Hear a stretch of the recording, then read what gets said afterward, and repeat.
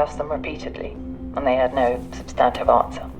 Dean Griswold, between the first and third year of law school, which is the more substantive, the more critical? Sarah, substantive due process, which ensures that laws and actions are what tomorrow. Hey there, and welcome to Talk Word. Today, we are diving into a single word that can add some serious weight and credibility to your communication. It's one of those words that can take your English from just good to truly great, and that word is substantive. So, let me ask you a question. When you speak or write, do your words feel like they have, well, weight? Do your ideas feel solid, like you could actually touch them? This whole idea of substance is really the key to understanding our word for today, because substantive is all about real, tangible importance. You know, a lot of us who learn English hit this point, this plateau, where we can communicate just fine, but we're missing that next level of precision, that confidence. While mastering nuanced words like substantive is exactly how you break through that barrier and get to real fluency. Okay, so to really get a handle on substantive, we have to go way beyond just a simple dictionary definition. Let's actually break down its core essence so you can start using it with total confidence. So the secret is right there in the word itself, substance. Think about something that has substance. It's real, it's tangible, it has mass, right? Substantive carries that exact same feeling. It describes something that isn't just an idea or fluff, it's grounded in reality. It's meaningful, it's considerable. Let's lock this in with a few keywords. When you hear substantive, I want you to think real and tangible, not just imaginary. Think of the essential or core part of an issue. It points to something that's meaningful and has considerable importance. And maybe most importantly, it's the total opposite of anything that's trivial or superficial. And here is where things get really interesting, because this is where a lot of people get tripped up. Substantive and significant can feel pretty similar, can't they? But using them correctly, that shows true mastery.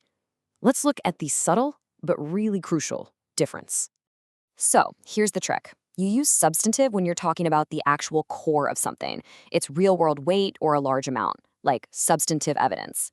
Significant, on the other hand, is more about something being noteworthy or having a big effect, which could even be symbolic. Think about it.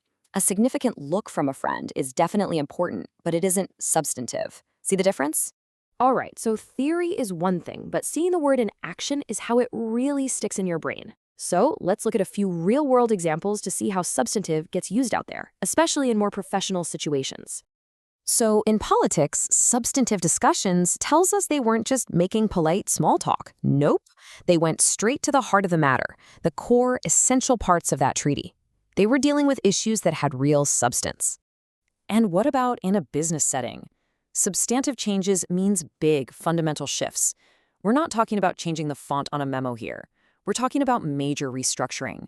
These are considerable changes that get to the very essence of the company. Now, in a legal setting, this word is absolutely critical. Substantive evidence means real, tangible proof. We're talking hard facts.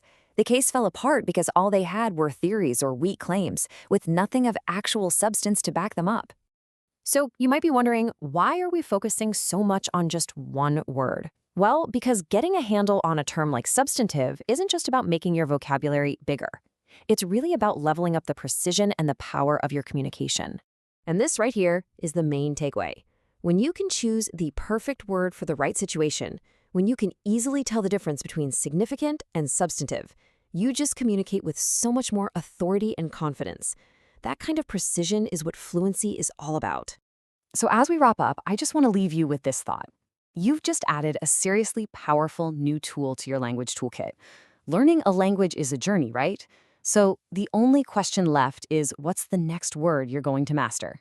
If you enjoyed this and you want to keep exploring the English language, I've got great news. You can download our companion app, TalkWord. It's available right on your app store, and you can listen to podcast-style explainers just like this one for pretty much any English word, anytime you want.